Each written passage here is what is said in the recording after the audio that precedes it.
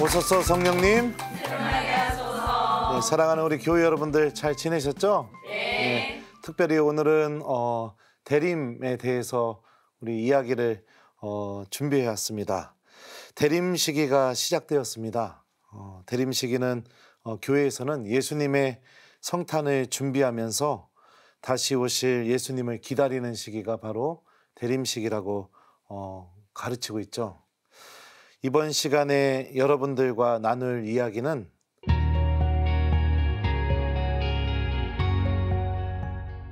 예수님을 기다리고 있나요? 라는 이런 주제입니다. 여러분들은 누구를 기다려 본 적이 있나요? 기다린다는 것은 그 사람이 나에게 의미가 있을 때 그 자연스럽게 나오는 행동입니다. 일상의 삶에서 보면은 우리들의 여러분들 자녀들이 학교에서 돌아오기를 기다리는 엄마의 마음도 생각해 볼 수 있고요. 그리고 또 직장에서 돌아오는 남편을 기다리는 그런 마음도 생각해 볼 수 있죠. 아니군요. 미안합니다. 예. 그리고 또 본당 신부님이 만약에 휴가나 어디를 가셨다면 또 신부님을 기다리는 그런 마음도 분명히 있을 겁니다. 최근에 제가 휴가를 조금 길게 다녀왔는데 본당에 돌아와서 우리 교우들 만나면서 제가 할머니 한 분한테 나 보고 싶었슈? 그랬더니 그 할머니가 저한테 이러시더라고요. 남편보다 더 보고 싶었슈. 예, 사랑이 있을 때 우리는 누군가를 기다리게 되고 또 그 기다림을 통해서 그 사람과 기쁜 만남을 준비하게 되어 있습니다. 우리 꼬맹이 한 명 이야기를 좀 해주고 싶어요. 우리 본당 아이는 아닙니다. 옆본당 아이인데 어느 날 저에게 갑자기 혜성처럼 나타나서 이 녀석이 저를 좋아한다고 그러면서 만날 때마다 저한테 이렇게 선물을 주더라고요. 그러더니 어느 날 저한테 오더니 이렇게 말하는 겁니다. 신부님, 오늘부터 신부님을 정말 기쁘게 해줄 제가 큰 선물을 준비할 거예요. 그래서 아 그래? 무슨 선물인데? 했더니 비밀이에요. 이러고서 이제 그 녀석은 이제 사라졌어요. 그리고 와서 한참 지났다가 엄마랑 같이 주일 저녁 미사에 나오게 되었는데 그 친구는요 참 너무너무 이쁜 게 뭐냐면 제가 미사 때 뒤에서 입당을 하잖아요. 그러면 모든 신자들은 제대를 바라보고 있는데 그 친구는 저를 이렇게 바라보면서 막 이렇게 웃고 있어요. 막. 그러면 제가 이제 아이고 우리 프란치스코 왔어 하면서 이렇게 머리 한번 이렇게 쓰다주면서 입당을 이렇게 하는데 그 친구가 저에게 주었던 선물이 뭐냐면 요한복음 전체를 그 꼬맹이가 필사를 다 해서 저한테 이렇게 주게 되었습니다. 제가 여기 올 때 그 필사한 노트를 가지고 와서 여러분들에게 보여줘야겠다 이렇게 마음을 먹고 사제관 제 책상에다 올려놓은 다음에 나올 때 그냥 나왔습니다. 그래서 어떻게 보여줄 방법이 없는데 만약에 원하신다면 다음 주라도 다음번이라도 한번 보여주면 좋을 것 같아요. 그 친구가 그 필사 노트 첫 페이지에 이렇게 편지를 써놨어요. 김재덕 베드로 신부님께 원성동 성당에서 미사를 드리고 오는 길에 갑자기 신부님께 복음서를 써서 선물로 드리고 싶은 생각이 났어요. 사랑하는 신부님께 예수님의 사랑을 전해드릴게요. 오늘부터 한자 한자 열심히 쓸게요. 신부님을 사랑하는 프란치스코. 그리고선 2023년 7월 25일 화요일 시작 이렇게 써놨습니다. 그리고 그 필사한 노트 맨 마지막을 보니까 또 편지가 이렇게 들어있더라고요. 제가 또 읽어드릴게요. 김재덕 베드로 신부님께 신부님 오늘 드디어 요한복음을 다 썼어요. 아주 기쁘고 뿌듯해요. 짜릿해요. 신부님 오래오래 행복하게 사시라고 기도하면서 썼어요. 저는 일찍 죽으면 안 될 것 같습니다. 예, 그리고 저도 신부님처럼 훌륭한 신부님이 되게 해달라는 기도도 했어요. 신부님 이스라엘 영상도 봤는데 멘사 크리스티 바이가 제일 기억에 남아요. 그런데 오늘 요한복음을 쓸 때 그 장면이 나와서 신기했어요. 파도가 치는 큰 갈릴레아 호수도 보고 영상을 보니까 복음을 쓸 때 상상이 돼서 더 재미있었어요. 어서 빨리 신부님께 이걸 드리고 싶어요. 내일 신부님을 만날 생각을 하니까 너무 설레요. 빨리 신부님을 보고 싶어요. 신부님 사랑해요.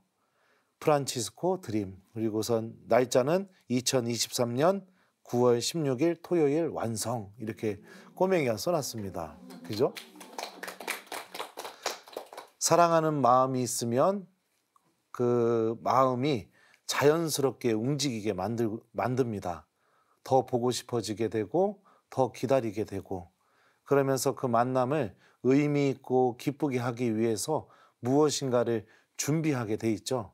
이거는 누군가가 시켜서 되는 일이 아니라 그냥 사랑하는 마음이 내 안에서 자연스럽게 나를 움직이게 하는 그런 현상들입니다. 그러면 여러분들에게도 한번 다시 물어보겠습니다. 여러분들 예수님 기다리고 있나요? 1번 나는 기다린다. 2번 안 기다린다. 3번 대답하기 싫다. 자, 몇 번인가요? 1번. 맞아요. 여기 계신 우리 교우분들은 특별히 예수님 분명히 기다리고 있는 신앙인들일 거라고 저는 확신합니다. 우리 신앙의 본질은 예수님을 기다리는 삶입니다. 묵시록 22장을 여러분들에게 좀 읽어드릴게요. 성령과 신부가 오십시오 하고 말씀하신다. 이 말씀을 듣는 사람도 오십시오 하고 말하여라. 목마른 사람은 오너라. 원하는 사람은 생명수를 거저 받아라. 이 일들을 증언하시는 분께서 말씀하신다. 그렇다. 내가 곧 간다. 아멘. 오십시오. 주 예수님. 주 예수님의 은총이 모든 사람과 함께하길 빕니다. 신약 성경의 맨 마지막 부분이거든요. 이 묵시록에서 이 성경이 우리에게 전하는 메시지는 우리는 예수님을 기다리는 사람이고 예수님은 반드시 우리에게 다시 돌아오시겠다고 약속해 주고 있다는 사실입니다. 그러면 어떻게 보면 대림 시기가 예수님의 성탄을 맞이하면서 또 예수님의 다시 오심, 재림을 기다리는 시기가 대림 시기라면 우리들의 삶 자체가, 그러니까 신앙을 갖고 내가 하느님께 돌아가는 그 순간까지 온 일생 전체가 바로 대림 시기라고도 우리가 생각해 볼 수 있습니다. 그러니까 이 시기가 돼서 무엇인가를 뭔가 특별하게 하는 것이 중요한 게 아니라 우리는 대림 시기를 통해서 내가 예수님을 기다리는 사람이라는 것을 다시 한번 기억하고, 그리고 나의 기다림 안에 사랑이 담겨 있는지 아니면 무관심이 담겨 있는지를 성찰하고, 그러면서 부족한 것들이 있다면 하느님께 도움을 청하면서 다시 내가 예수님을 기다리는 삶으로 돌아가는 것, 이게 우리 신앙인들이 대림 시기 때 꼭 해야 될 것이라고 저는 생각이 듭니다. 우리가 예수님을 정말로 기다리고 있다면, 그리고 또 우리 안에 예수님에 대한 사랑이 담겨 있다면, 제가 강의를 시작하면서 여러분들에게 이야기해 드렸던 그 꼬맹이가 했던 것과 같은 일들이 우리들 안에서 자연스럽게 생겨나게 될 겁니다. 만남을 준비하고 또 그 만남이 더욱더 기쁜 만남이 되도록 내 나름대로 예수님께 드릴 선물들을 준비하고, 그리고 또 우리들의 삶 전체가 그 기다림 안에서 더더욱 우리들 안에서 커져가고, 그런 일들이 우리들 안에서 이렇게 벌어지겠죠. 혹시라도 나는 예수님을 기다리고 있는 마음 자체가 사라져버렸다면 아마도 여러분들은 예수님을 믿고 있는 사람일지는 모르지만 예수님을 사랑하는 사람은 아닐 것입니다. 사랑이 없는 믿음, 그것만큼 참 마음이 아픈 현실이 없겠죠.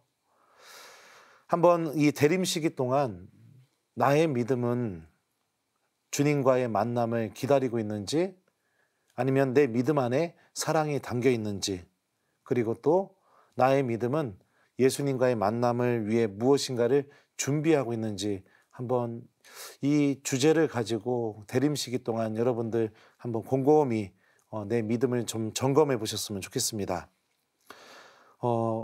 예수님과의 그 만남, 그 기다림, 그러면 우리가 어떻게 기다리고 또 그 만남을 준비해야 되는지 성경이 우리에게 또 알려주고 있습니다. 루카복음의 말씀을 여러분들에게 좀 읽어드리겠습니다. 너희는 허리에 띠를 메고 등불을 켜놓고 있어라. 혼인잔치에서 돌아오는 주인이 도착하여 문을 두드리면 곧바로 열어주려고 기다리는 사람처럼 되어라. 행복하여라. 주인이 와서 볼 때 깨어있는 종들. 내가 진실로 너희에게 말한다. 그 주인은 띠를 메고 그들을 식탁에 앉게 한 다음 그들 곁으로 가서 시중을 들 것이다. 주인이 밤중에 오던 새벽에 오던 종들의 그러한 모습을 보게 되면 그 종들은 행복하다. 이것을 명심하여라. 도둑이 몇 시에 올지 집주인이 알면 자기 집을 뚫고 들어오도록 내버려 두지 않을 것이다. 너희도 준비하고 있어라. 너희가 생각하지도 않은 때에 사람의 아들이 올 것이다. 이 복음 말씀을 보면 우리가 예수님을 어떻게 기다려야 되는지에 대해서 힌트를 주죠. 그게 뭐냐? 바로 깨어 있는 겁니다. 그러면 깨어 있다라는 게 어떤 의미일까? 이 그리스 말을 깨어 있다라는 단어를 찾아봐도 사전적인 의미는 뭐냐면요. 말 그대로 잠을 자지 않고 깨어 있는 거예요. 그러면 우리가 세례받은 순간부터 죽는 그 순간까지 잠을 한숨도 자지 말아야 될까요? 그건 아니죠. 그런 우리 육체적인 깨어있음을 얘기하는 게 아니라 예수님께서는 우리 영혼의 깨어있음, 믿음의 깨어있음을 말씀하시는 거죠. 제가 로마로 유학을 가게 될 때 로마에서 지내게 되면은 제가 이제 미사를 드릴 때 제의를 그 정식 제의를 입지 않아도 된다는 얘기를 들어서 그 제의를 제가 어머니한테 맡겨드렸어요. 그리고선 저는 약식 제의만 가지고 로마에 이렇게 유학을 하러 갔었는데 그때 제가 어머니한테 이렇게 말씀드렸거든요. 엄마, 이거 나 공부 마치고 돌아와서 다시 입어야 되니까 이거 관리 잘하세요. 이거 망가지면 안 돼요, 어머니. 그랬더니 저희 어머니가 알아슈 신부님 딱 이렇게 대답을 하셨죠. 그리고 나서 저희 어머니는 기약 없는 기다림을 시작하시게 되었죠. 아들이 언제 돌아올지 기약이 없잖아요. 그리고 나서 나중에 제가 유학을 마치고 돌아와서 봤더니 제의가 하나도 망가지지 않고 새 것처럼 이렇게 보관이 굉장히 잘 돼 있었어요. 그래서 어머니한테 여쭤봤죠. 그랬더니 어머니가 뭐라고 말씀하시냐면 아들 신부 보고 싶을 때마다 그 제의 걸어뒀던 옷장문 열어서 한번 만져보고 그리고 나서 계절이 바뀔 때마다 세탁소에 가져가서 다시 한번 또 드라이 클리닝하고 그러면서 그 몇 년을 8년이라는 시간을 기약도 없는 그 시간을 저희 어머니께서 이렇게 기다리셨다고 하더라고요. 그리고 오히려 그 제의를 당신한테 맡겨두어서 어머니한테는 너무 좋았대요. 제가 보고 싶을 때마다 수시로 들어가서 그 제의 옷자락 만지면서 아이고 우리 신부님 잘 지내나 이렇게 생각도 하시고 그랬다고 하더라고요. 저는 저희 어머니의 이 모습 안에 깨어있는 것이 무슨 의미인지가 담겨 있다고 저는 생각합니다. 잊지 않는 것. 절대로 잊지 않는 것. 그리고 기약은 없지만 언제 돌아올지는 모르지만 나의 마음속에 계속해서 내 아들 신부는 언젠가는 돌아온다. 그리고 내 아들 신부가 돌아왔을 때 이거를 분명히 잊고 미사를 드린다. 이런 마음이 살아있는 것처럼 예수님도 우리가 그런 마음으로 당신을 기다려주시기를 바라시는 것이죠. 우리들도 어떻게 보면은 기약 없는 기다림을 하고 있습니다. 그렇죠? 예수님의 재림이 언제 올지 모르니까요. 유사종교에서는 그 재림이 곧 들이닥친다고 이야기도 하고 그리고 이미 예수님으로 이렇게 누군가가 다시 왔다고 얘기하지만 우리 천주교 신앙 안에서는 그 시기는 하느님만 아시지 우리는 알지 못합니다. 이 기약 없는 기다림 안에서 우리가 정말로 회복해야 될 것이 무엇이냐? 다시 말씀드리지만 주님께 대한 사랑입니다. 그 사랑이 없다면 우리는 이 기약 없는 기다림에서 금세 예수님을 잊어버리면서 살아가게 될 겁니다. 그리고 나의 삶은 주님을 만날 때 아무런 준비가 안 되어 있는 상태로 주님을 만나게 되겠죠. 그러면 그런 만남을 하게 된다면 어떨까요? 우리 마음이 1번 예수님을 만나는 순간 너무너무 기쁠 것 같다. 2번 예수님을 만나는 순간 너무 부끄러워서 환장해서 죽어버릴 것 같다. 3번 대답하기 싫다. 자, 몇 번이에요? 그렇죠. 아무 준비가 안 돼 있는 만남을 갖는다면 누구보다도 난처하고 부끄러운 건 우리 자신일 겁니다. 그러니 사랑하는 우리 교우 여러분들, 다른 것보다 이 대림 시기 동안 첫 번째로 여러분들이 회복하셔야 되는 것은 주님께 대한 사랑입니다. 사랑을 회복하십시오. 사랑을 회복해야 모든 것이 다 그 다음부터 이루어질 수가 있습니다. 회개하는 마음도, 주님께 내 죄를 고백하고 용서를 청하는 마음도, 우리 판공성사 보면서 그렇게 하잖아요. 그죠? 그리고 또 예수님을 위해서 내가 사랑을 실천하면서 여러 가지 주님께서 반기실 만한 기쁜 선물들을 준비하는 것도, 사랑하는 마음이 없으면 절대로 우리 안에서 이루어질 수가 없습니다. 기억했으면 좋겠습니다. 대림 시기는 예수님에 대한 우리의 사랑을 회복하는 시기다. 그러면 어떻게 해야 우리가 그분을 사랑할 수 있을까요? 이거는 제가 예전에 강의 때도 한번 말씀드렸던 건데, 바로 주님을 자주 만나게 될 때 우리가 그분을 사랑할 수 있게 되겠죠. 시모님, 저는 자주 만나는 것도 좀 힘들어요. 그러면은 방법이 없습니다. 그래도 예수님이 나의 주님이시라는 거, 그리고 예수님이 나를 당신의 나라로 데려가기를 바라고 계시다는 거, 나를 구원하시기를 바라신다는 거, 이런 것들을 우리가 믿음 안에서 배우고 주님을 사랑할 수 있는 마음이 우리 안에서 스스로 생겨날 수 있게, 그거는 본인이 좀 노력해야겠죠. 그래서 자주 만나는 신앙인이 되십시오. 다른 어떤 시기보다 이 대림 시기 때 저는 성체조배를 좀 더 자주 하는 시기가 되기를 여러분들에게 추천해드리고 또 제안합니다. 그래서 제가 예전에 제가 살았던 성당에 그 사제관에서 굉장히 가까운 거리에 수영장이 있었어요. 그래서 한 번은 제가 살 좀 빼려고 그 수영장에 레슨을 이렇게 등록을 하게 되었었습니다. 그 수영장에 레슨을 등록을 하고 가니까 제가 오전 시간대에 등록을 했거든요. 저희 반에 형제님은 저 혼자 있고 전부 다 자매님들만 있는 거예요. 그러니까 첫 수업부터 저는 스포트라이트를 받은 거예요. 그리고 나서 이제 제가 수영을 이제 배우려고 가니까 당연히 상의 탈의하고 하의 수영복 입고 수영 모자 쓰고 이렇게 딱 이렇게 수영장으로 들어가면 자매님들 한 15명 정도가 전부 다 물속에서 수영복 입고 수영 모자 쓰고 다 저만 이렇게 쳐다보고 있는 거예요. 그러다가 이제 한번 저병을 이렇게 배우는 단계였었는데, 손을 이렇게 해서 젓다가 잘못해가지고 제 앞에 있는 자매님 발바닥을 제가 한번 이렇게 딱 친 적이 있었어요. 그랬더니 그 자매님이 벌떡 일어나시더니 아우, 이 아저씨 힘이 무진장 세네 이러시는 거예요. 그래갖고 저도 모르게 그렇게 얘기했죠. 그래요, 내가 혼자 살아서 힘이 셉니다. 그랬더니 그 자매님이 갑자기 눈빛이 막 바뀌는 겁니다. 그러더니 다음날 제가 그 수영 레슨을 받으러 가니까 제 옆으로 쓱 오시더니 이러시는 거예요. 아, 근데 왜 아직까지 혼자 살아? 뭐 이러시는 거예요. 그래갖고 제가 그냥 어떻게 하다 보니까 그렇게 됐어요. 그랬더니, 그리고 나니까 그 다음부터 이제 항상 그 줄을 쓸 때 제 앞에 쓰셔가지고 계속 저하고 이야기를 하시려고 하고, 그리고 수영이 끝나고 나면은 이제 저는 빨리 이제 본당으로 가야 되는데 저한테 계속 말을 거시면서 저기 점심 누구랑 먹어?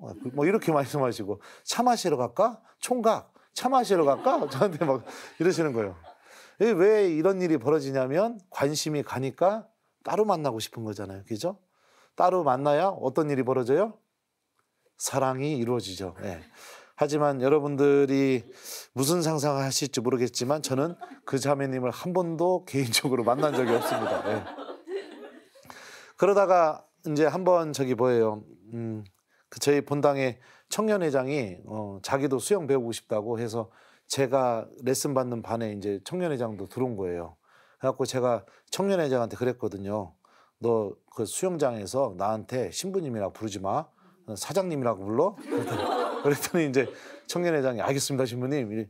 이렇게 하고서 이제 수영을 이제 레슨을 받는데 그 녀석이 물 속에 들어가자마자 신부님 이러는 거예요. 그래서 다 들통이 났죠. 예. 근데 또 알고 보니까 그분이 또 개신교 다니던 그 교우셨어요. 그러더니 저한테 오더니 아유, 신부님인 줄 모르고 제가 참 결례를 저질렀다고. 그래서 아닙니다, 괜찮습니다. 그랬더니 그리고 나서 저한테 또 하시는 말씀이 그러면 이따 수영 끝나고 어떻게 식사라도 한번 또 이러시는 거예요. 예. 하느님도 마찬가지입니다, 여러분들. 하느님 좀 만나 주십시오. 같이 만나지 마시고, 같이 만나는 것도 중요하죠. 하지만 여러분들 하느님 좀 만나 주세요. 주님을 내가 개인적으로 이렇게 만나고 하느님과 따로 머무는 시간을 갖게 될 때 우리 안에서 사랑하는 마음이 생기게 될 겁니다. 그러면 그 사랑하는 마음이 여러분들을 움직이게 될 거예요. 내가 주님을 만날 때 무엇을 준비해야 되는지 그것도 그 사랑하는 마음이 여러분들에게 알려줄 겁니다. 그리고 내가 주님을 만나게 될 때 특히 저는 그럴 것 같아요. 우리 하나님을 사랑하는 마음을 소유하고 있다면 우리들이 죽음을 맞이할 때 어떨까요? 1번, 엄청 두렵고 무서울 것 같다. 2번, 두렵고 무섭지만 그래도 예수님을 만난다는 희망도 함께 있을 것 같다. 3번, 안 죽어봐서 모르겠다. 자, 몇 번일 것 같아요? 2번. 맞아요. 예. 그러니까 이게 우리가 믿음을 갖고 있는 우리 신앙인의 아주 특별한 모습인 거죠. 우리가 죽음을 맞이할 때도 그냥 죽는다는 그 두려움만이 우리를 사로잡는 것이 아니라 내가 평생을 믿어왔던 그 예수님을 만난다는 희망이 우리들 안에서도 분명히 그 두려움과 함께 공존하고 있을 거라고 저는 확신합니다. 그리고 예수님을 만나는 순간 그분에 대한 사랑이 맺어낸 수많은 열매들을 주님께서 바라보시면서 얼마나 기뻐하실까요? 제가 아까 읽어드렸던 루카복음의 말씀을 좀 다시 한번 돌아가 보면 이렇게 예수님이 말씀하셔요. 행복하여라. 주인이 와서 볼 때 깨어있는 종들. 내가 진실로 너희에게 말한다. 주인은 띠를 메고 그들을 식탁에 앉게 한 다음 그들 곁으로 가서 시중을 들 것이다. 주인이 종의 시중을 들겠다고 이렇게 말씀하고 계시죠. 저는 이것도 굉장히 비슷한 체험을 한 적이 있었는데 제가 로마에 있을 때 계속 로마 얘기만 하네요. 공부를 마치고 귀국하기 전에 부모님을 좀 로마로 한번 모시고 싶었어요. 아들이 이태리말 잘하는 것도 좀 보여주고 싶었고 아들 이렇게 공부 잘했다는 거 부모님이 좀 한번 보시면서 뿌듯해하게 해주고 싶었고 그래서 동생한테 전화를 했어요. 야, 너 저기 어렵겠지만 부모님 비행기표 좀 네가 좀 사라. 형이 나머지는 저기 알아서 내가 준비해 볼게. 그래가지고 이제 동생이 동의를 해줘서 부모님 비행기표를 이렇게 사서 부모님이 로마에 이렇게 오시게 되었습니다. 저는 그리고 또 부모님 오시기 전까지 신부님 없이 오는 순례팀에 가서 미사해 주면서 아르바이트를 해서 돈을 좀 모아놨죠. 그리고 이제 부모님이 누르드랑 파티마 가고 싶다고 해서 거기 가는 그 비행기도 예약도 해놓고 맛집도 예약하고 그리고 또 그 중간중간에 부모님 보여드릴 만한 곳이 어디 있나 이런 것도 좀 공부하고 찾아놓고 그리고 나서 이제 부모님을 맞이할 준비를 다 완료한 다음에 부모님이 공항에서 탁 내려셔서 이제 굉장히 오랜만에 8년이라는 시간 동안 거의 못 봤었으니까요. 그래서 서로 이렇게 안아주고 그래서 좋은 호텔방으로 부모님을 모시고 갔어요. 모시고 가서 이제 짐 풀자마자 부모님 모시고 좋은 레스토랑 가서 이제 식사를 대접하려고 하는데 어머니가 갑자기 이러시는 거예요. 신부님 잠시만요. 왜요? 그랬더니 캐리어를 확 여시더니 꺼내자마자 반찬에 된장, 고추장 막 이런 것들을 잔뜩 꺼내시는 거예요. 그래서 이거 먹어보라고 막 이러시는 거예요. 그러니까 저는 부모님을 맞이하고 준비하려고 했는데 오히려 부모님이 저에게 오셔서 저를 섬기고 마치 예수님의 이 비유처럼 저에게 더 큰 사랑을 이렇게 주시는 것을 체험하게 되었죠. 우리들도 이런 미래가 만들어졌으면 좋겠습니다. 신앙을 잘 지키면서 주님에 대한 사랑이 우리 안에서 맺어내는 열매들을 하나씩 하나씩 맺어내면서 내가 예수님의 오심을 기다린다면 분명히 주님께서 우리 만나실 때 저희 어머니가 캐리어 열고선 이것저것 꺼내서 주셨던 것처럼 아마도 구원의 캐리어를 열어서 여러분들에게 수고했다고, 일로 와 빨리 이거 먹으라고, 막 아니면은 고생했다고, 나랑 여기 가자 이러면서 하느님이 우리들을 그렇게 반갑게 분명히 맞이해 주시겠죠. 그래서 사랑하는 우리 교회 여러분들, 대림 일주입니다. 무엇보다 사랑을 회복하십시오. 하느님에 대한 사랑을 회복하게 될 때 여러분들 정말로 예수님을 잊지 않고 기다리는 사람이 될 수 있을 겁니다. 자, 그래서 이제 강의를 마쳐야 되는데요. 숙제를 또 드리도록 하겠습니다. 숙제는 여러분들도 예상하셨겠지만 성체조배하기. 우리 대림 시기 동안 한 번 해봐도 좋고 2번 해봐도 좋습니다. 따로 좀 만나주세요. 하느님 좀 사랑해 주세요. 그렇게 우리 한 주 성체조배하면서 예수님의 오심을 기쁘게 기다리는 하느님의 자녀로 이 대림 시기를 아주 기쁘게 한번 시작해 보셨으면 좋겠습니다. 자, 지금까지 어떻게 재밌게 들으셨나 모르겠습니다. 부족한 강의 들어주셔서 감사하고요. 또 저는 다음 주에 기쁜 마음으로 여러분들에게 다시 인사드리겠습니다. 감사합니다.